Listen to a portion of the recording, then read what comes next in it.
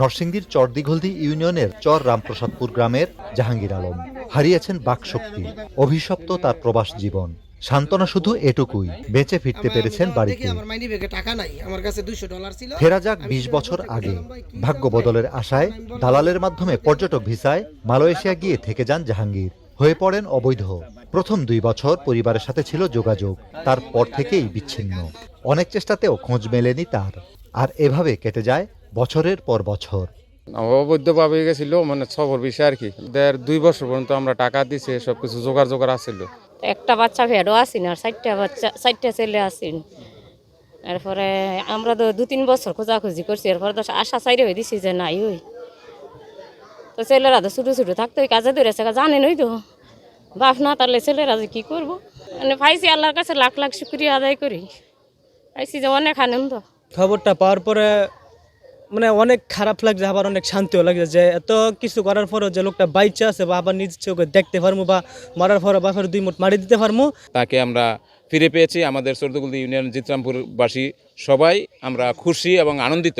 অনুরোধ করব কেউ যেন দলালের খাপড়ে পরে কেউ যেত এইভাবে বিদেশ না যায়, এমন জাহাঙ্গীরের মতন আর কেউ এইভাবে ভুক্তভোগী না হয়। গত ২১ অক্টোবর নরসিংদী সদর উপজেলা নির্বাহী কর্মকর্তার কাছে ফোন আসে মালয়েশিয়ায় অবস্থিত বাংলাদেশ হাইকমিশন থেকে। পাঠানো হয় জাহাঙ্গীরের বর্তমান ছবিসহ কিছু কাগজপত্র। যাচাই বাছাই শেষে মেলে পরিচয়।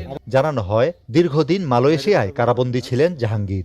নানা প্রক্রিয়া শেষে গত ৭ নভেম্বর তাকে ফিরিয়ে আনা হয় দেশে।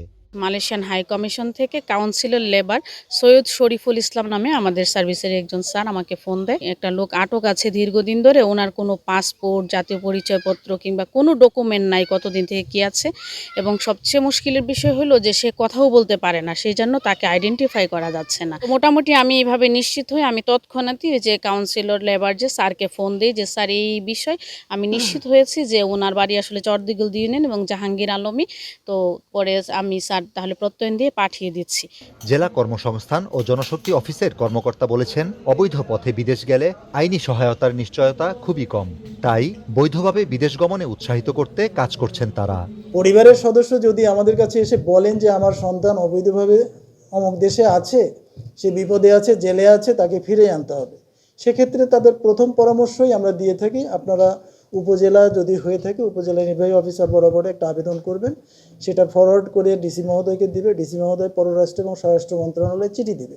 অবৈধ প্রক্রিয়াগুলো হলো প্রপার চ্যানেল পররাষ্ট্র মন্ত্রণালয়ের মাধ্যম হয়ে তাদেরকে দেশে ফেরত আনার সুযোগ আছে। জীবিকার তাগিদে মালয়েশিয়া সহ বিশ্বের বিভিন্ন দেশে পাড়ি জমায় বাংলাদেশিরা। বিদেশ বিভুঁয়ে অনিশ্চয়তার জীবন এড়াতে বৈধ পথে বিদেশ গমনের পরামর্শ সংশ্লিষ্টদের। বদরুল আমিন চৌধুরী, স্টার নিউজ, নরসিংদী।